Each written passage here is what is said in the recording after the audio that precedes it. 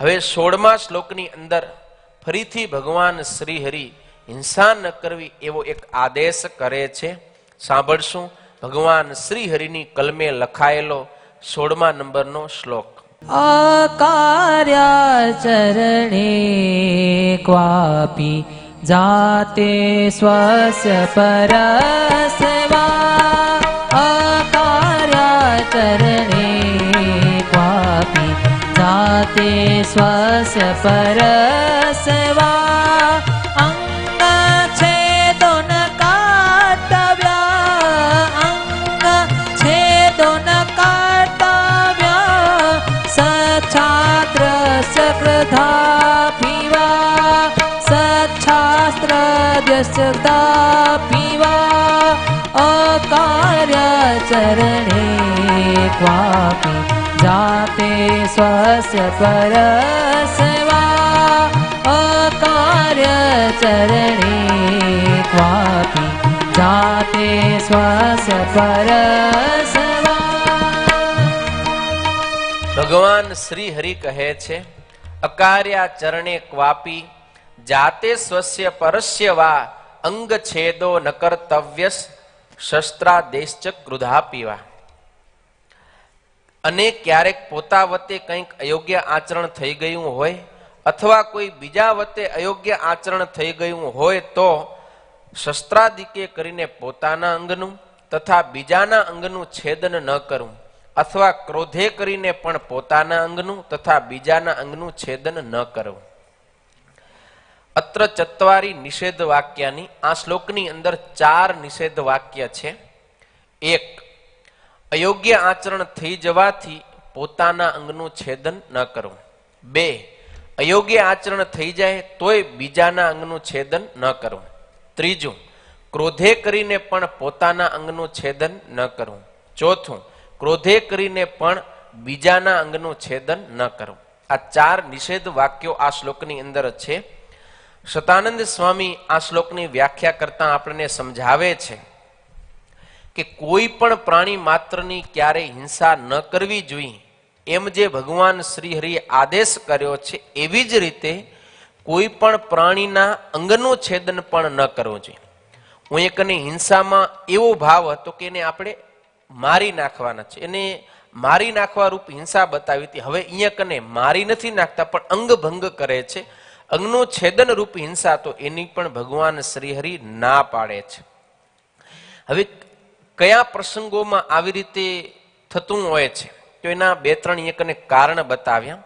એક તો અયોગ્ય આચરણ થઈ જાય ત્યારે માણસો અંગભંગ કરતા હોય છે, પોતાનું અથવા બીજાનું, અથવા તો ક્રોધે કરીને પોતાના અંગનું કે પારકા અંગનું છેદન કરતા હોય. તો એવી પરિસ્થિતિમાં પણ ક્યારેય પોતાના અંગનું કે બીજાના અંગનું છેદન ન કરવું, એટલે કે એના અંગ કાપવા નહીં. એમ ક્યારેક લોકમાં અને શાસ્ત્રમાં નિષેધ એવું કોઈ અયોગ્ય આચરણ થઈ જાય આપણા વડે અથવા બીજા વડે, ત્યારે હવે સમાજ મને શું કહેશે એના ભય વડે કરીને, અથવા તો આણે આવું કામ કર્યું એના હાથ કાપી નાખો, એના પગ કાપી નાખો, એની જીભ કાપી નાખો, એવી રીતે ક્યારે પણ પોતાના અંગનું કે પારકા અંગનું છેદન કરવું જોઈએ નહીં.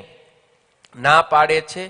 તલવાર, છરી, સજાયો ઇત્યાદિ શસ્ત્રે વડે કરીને ક્યારેય કોઈના હાથ, કાન, નાક, શિશ્ન ઇત્યાદિ કોઈ પણ અંગનું છેદન ન કરવું, અંગ કાપવા નહીં. હવે માની લો કે ક્યારેક આપણા વડે કંઈક અયોગ્ય આચરણ કે તકે ચોરી થઈ જાય, કોકનું દ્રવ્ય આપણે લેવું નહોતું પણ આપણાથી લેવાઈ ગયું અને પછી આપણે વિચાર કરી, અરે મેં તો કોકની વસ્તુ લઈ લીધી, મારા હાથ વડે ચોરીનો કર્મ થયો. અથવા આપણે એમ ક્યાંક રસ્તે ચાલ્યા જતા હોય અને કોઈક ઉપર આપણી દ્રષ્ટિ બગડે, કુદ્રષ્ટિથી જોવાઈ જાય અને પછી આપણને ખીજ ચડે કે મારા હાથે ચોરી કરી અથવા તો મારી આંખે કુદ્રષ્ટિ કરી, મૂકવું નહીં હવે તો, એમ કરીને તલવારથી હાથને કાપી નાખે અથવા તો કંઈક અણીદાર પદાર્થ લઈ અને આંખને ફોડી નાખે, તો આવું ક્યારે પણ કરવું જોઈએ નહીં. કારણ કે આવું કરવાથી હૃદયની અંદર જે વેગ છે, જે દોષ છે, એ કંઈ ટળી જાતા નથી. આ તો એક આવેગમાં આવી અને માણસે હાથ, પગ કે આંખ ફોડી નાખ્યા, એણે કરીને એ પુરુષ કઈ ઇન્દ્રિયને જીતી નથી લેતો કે હવે એની દ્રષ્ટિ ક્યારે કોઈના ઉપર ખરાબ નહીં થાય, કે એનું મન કોઈ દી કોઈના પ્રત્યે ખરાબ ભાવ નહીં કરે, એવું નહીં થાય. કારણ કે આપણી ઇન્દ્રિયો છે ને એ મન વડે પ્રેરાય છે. ઇન્દ્રિયો જે કોઈ વિષયની પાછળ દોડે છે, કોકના ઉપર ખરાબ દ્રષ્ટિ કરે, કોકના ઉપર ખરાબ ભૂંડો સંકલ્પ કરે, કોઈનું દ્રવ્ય ઉપાડી લે, હાથ તો બધા કેવા છે, આ તો ખાલી એક ઉપકરણ છે. વાસ્તવિકતાએ તો મન એનું નિયામન કરનારો છે, મન નિયામક છે. મન જ્યારે કોઈની વસ્તુ ઉપાડી લેવાનો ભાવ કરે છે ત્યારે હાથ ખાલી એની ઈચ્છા પૂરી કરવામાં એક આચરણ રૂપ મદદ કરે છે. મન જ્યારે કોઈના પ્રત્યે ભૂંડો ગાઢ સંકલ્પ કરે ત્યારે આંખથી માત્ર એના પ્રત્યે જોવાય છે. ઘણી વખત આપણને ખબર ને, કાન હોય પણ અંદર એક ચેતન તત્વ આવે, એ નીકળી જાય પછી કાન હોવા છતાંય સાંભળી ન શકે. ઘણાને આંખ હોય છતાંય જોઈ નથી શકતા. તો આ તો માત્ર એક ઇન્દ્રિય ઉપકરણ છે. વાસ્તવિકતાએ મન એનો નિયામક છે. મન છે ને એ સંકલ્પ કરે છે ત્યારે જ આ બધા ઇન્દ્રિયો પોતપોતાની ક્રિયાની અંદર જોડાય છે. માટે ઇન્દ્રિયોને પ્રેરણા આપનારું મન છે અને મનને પ્રેરણા આપનાર બુદ્ધિ છે. એટલે બુદ્ધિ પેલો નિશ્ચય કરે ત્યારે આપણું મન અને ઇન્દ્રિયો જે તે કાર્યની અંદર પ્રેરાય છે. ભલે આપણે અયોગ્ય આચરણ કરી કે યોગ્ય આચરણ કરી, એ કાર્ય કરવામાં આપણી ઇન્દ્રિયો ત્યારે જ જોડાય જ્યારે મન અને બુદ્ધિ પેલો એ નિશ્ચય કરે છે ત્યારે. તો આપણે ખાલી હાથ, આંખ, પગ ઇત્યાદિકનું છેદન કરી નાખશું, એને કાપી નાખશું, એનેથી આપણે ઇન્દ્રિય જીત નહીં કહેવાય. એટલે મન ઉપર કાબુ રાખવો જોઈએ તો આપણે ઇન્દ્રિય જીત થઈ શકીએ છીએ.